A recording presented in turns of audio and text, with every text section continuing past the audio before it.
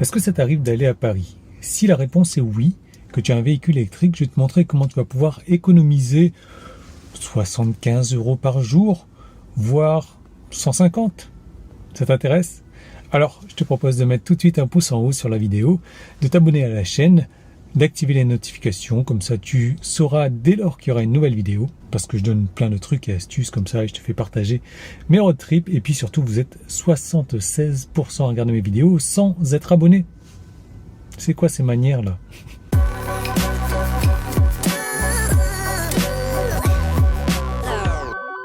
Bon, moi Paris je connais très mal, mais ça m'arrive d'y aller donc de temps en temps. Il y a un système d'arrondissement. Est-ce que tu savais que pour se garer entre le 1er et le 11e arrondissement, 6 heures de parking, donc en voirie, ça coûte 75 €. 6 heures. Je sais pas, est-ce que ça te parle ça? 6 heures pour être stationné. Là, je suis à Vienne tout de suite. Il n'y a pas de place de parking par contre. J'imagine qu'on n'est pas sur du 75 € pour 6 heures. Donc t'imagines que tu vas à Paris sur une journée, 12 heures, 75 € x 2, 150 €. En plus, tu as obligation de déplacer ta voiture toutes les 6 heures. Donc 2 fois 6 heures, 2 fois 75 €. Pour nous, véhicules électriques, il y a un truc sympa. C'est qu'on a le droit de se garer à Paris gratuitement pendant 6 heures. Au-delà, il faut faire la même chose, c'est-à-dire tu prends ta voiture, tu la déplaces et tu vas sur une autre place de parking et tu as encore 6 heures gratuites. Comment est-ce que ça marche? Il y a une adresse bien spécifique à laquelle il faut envoyer un courrier, donc je te l'écris sur l'écran. Je déteste dire ça parce qu'en fait tu la vois écrit déjà sur l'écran. Moi je précise, donc je te l'écris sur l'écran. Donc cette adresse bien spécifique, tu leur envoies un petit courrier avec dans l'entête ton nom, prénom, adresse, numéro de téléphone, et dans l'objet tu dis voilà, parking gratuit pour véhicule électrique. Bonjour madame, monsieur, j'ai l'honneur de vous demander le stationnement gratuit pour mon véhicule électrique immatriculé blablabla. Merci de me faire parvenir tout ça à l'adresse indiquée. Voici en pièce jointe ma carte grise. Alors, deuxième précision, tu fais une copie de ta carte grise que tu joins au courrier. Si comme moi, tu n'as pas d'enveloppe, ni de timbre, ni de photocopieur, ni de papier, ni d'imprimante pour imprimer tout ça, et de photocopieur encore moins, et tu vas sur le site de laposte.net et tu peux envoyer un courrier en ligne directement. Tu peux pas filer du tout à la poste, mais c'est ce que j'ai fait moi. J'ai tapé mon courrier directement sur le site de la poste, j'ai joint en pièce jointe, j'ai ajouté en pièce jointe si tu veux, ma carte grise, et 15 jours plus tard, j'ai reçu ça. Ville de Paris. Même pas 15 jours plus tard d'ailleurs, une dizaine de jours plus tard, ville de Paris. Il est tout encore fermé, donc je vais le désouvrir avec toi. Je vais le défermer avec toi. Par contre, j'ai qu'une main.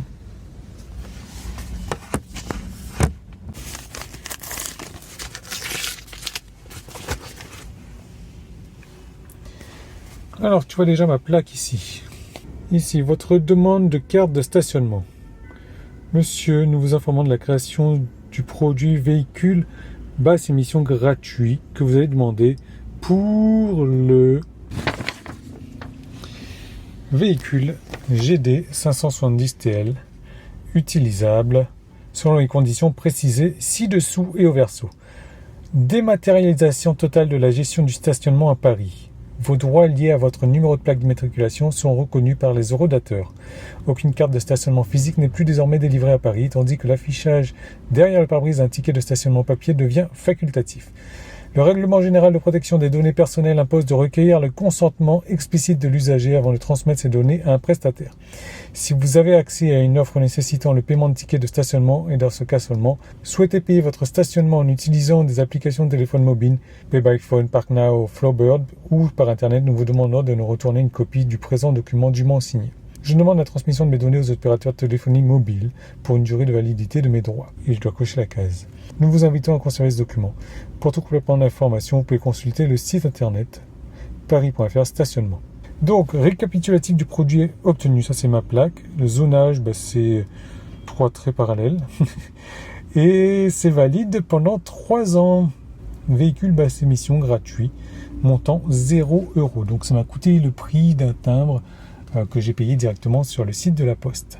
Ah oui, tiens, ça, donc au verso utilisation de la carte véhicule basse émission. Le bénéfice des droits associés à la carte stationnement véhicule basse émission est subordonné au respect des durées maximales de stationnement spécifiques à chaque catégorie d'usagers selon les modalités mises en œuvre. Donc pour les visiteurs, 6 heures de stationnement consécutives sur l'ensemble des places payantes ouvertes au stationnement de surface. Pour les professionnels, 7 heures. Pour les professionnels sédentaires, 24 heures. Et pour les résidents, donc si tu résides à Paris, 7 jours de stationnement consécutif sur les voies mixtes autorisées des 4 zones concernées. Alors voilà, est-ce que ces 75 euros, voire 150 euros par jour valent un pouce en haut, valent un abonnement, et voire même l'activation des notifications? Allez, j'abuse si je demande des commentaires ou pas, j'en sais rien. À toi de me le dire. En tout cas, moi cette astuce, je l'ai apprise par quelqu'un d'autre. Je relais juste l'information. Et puis... tu sais à quel point j'aime bien gagner de l'argent, ou économiser en tout cas. Donc, dis-moi ce que tu en penses, est-ce que tu le savais déjà? Donc, laposte.net, je crois qu'il faut se créer un compte, je sais plus. Bon, moi j'ai utilisé ça, mais franchement c'est royal quoi. Je te retrouve très bientôt dans une prochaine vidéo alors. Si toi aussi tu as des astuces comme ça pour d'autres villes, n'hésite pas à en faire part dans les commentaires, et moi je te retrouve très bientôt dans une prochaine vidéo. Alors à partir de là, la vidéo est terminée. Tu peux fermer la vidéo, me mettre un pouce en haut bien entendu, si tu as aimé ça. Moi, je vais continuer un petit peu la vidéo parce que de temps en temps, avec la dashcam de la Tesla, j'enregistre sur des trucs qui sont... Je peux pas les laisser passer, moi, sur la route. Parce que j'ai une conduite sécuritaire, parce que je respecte les limitations de vitesse, parce que je respecte tout ça. Donc, quand je vois des trucs qui m'agacent, je les enregistre et je vais t'en passer quelques-uns. Si tu veux la regarder, tu restes là. Si ça te plaît, laisse-moi savoir aussi en commentaire si ça te plaît pour que je puisse en diffuser régulièrement. J'en ai des tonnes et des tonnes. Il suffit de prendre la voiture et tu tombes tout de suite sur des chauffards. Donc tu me laisseras savoir ce que tu en penses. Alors là, tout de suite, on est sur le périphérique à Lyon. Donc c'est limité à 70 à Lyon. Et moi, comme d'habitude, à chaque fois que c'est limité, je respecte scrupuleusement les limitations de vitesse. Il n'y a que quand c'est limité à 130 que je roule à 120. Sinon, 110, je roule à 110, 90, 90. Quand c'est limité à 80, je roule à 80. Quand c'est limité à 70, je roule à 70. C'est pareil pour 50. Mais regarde bien, derrière la voiture qui arrive là à toute pompe, c'est un camion. Moi, je suis à 70 et le camion, là, tu le vois, il est clairement pas à 70, mais plus à 90. Regarde à quelle rapidité me passe. Tu as vu la taille du camion quand même. Donc moi, ça, je ne peux pas laisser passer. Et je te le diffuse. Je suppose que toi, tu dois le voir aussi, mais c'est toujours agréable de le revoir. Voilà. Ensuite, regarde-moi cette voiture tout à gauche là qui vient de me dépasser pour se rabattre à droite et encore devant une autre voiture à droite. Regarde-moi encore la voiture qui est tout à gauche, la Renault, là, la Scénic. Dernière minute, elle va manger la ligne blanche pour me passer devant et pour faire du n'importe quoi sur la route. Moi, ça me... j'ai du mal, je ne comprends pas. Regarde, boum, elle se paye le zébra, la ligne blanche et tout. Voilà. Ça, ici, il y aura un embouteillage sur la gauche. Je me fais doubler par une grosse M3 ou M5 de Suisse. C'est assez marrant, ça à voir aussi. Le mec, il me dépasse, il me regarde. J'ai envie de dire, regarde, je te nique et tout. Maintenant, les embouteillages, ils vont démarrer. Qu'est-ce qu'il fait, lui, tout simplement? C'est un petit malin qui ne veut pas attendre. Déjà, qui ne respecte pas les limitations de vitesse. Moi, je suis à 70. C'est limité à 70. Regarde tout le monde qui me dépasse. Et lui, regarde, boum, il dépasse. Il déboîte devant la 308. Il me déboîte devant comme ça. Il fonce tout le long. Et là, je ne l'ai pas sur la caméra. Je n'ai pas pensé à l'enregistrer. Mais il se rabat à la dernière minute sur la gauche. Bravo, bravo, bravo, bravo. Allez, un petit dernier sur la route et puis tu me diras ce que tu en penses. Donc là, je me fais talonner par une voiture. On est à 80, limité à 80. Je roule à 80. Voilà. Donc elle me suit gentiment, tranquillement. Et puis elle en a marre de me suivre parce que sur une route à 80, vraisemblablement, il faut rouler à 110 peut-être.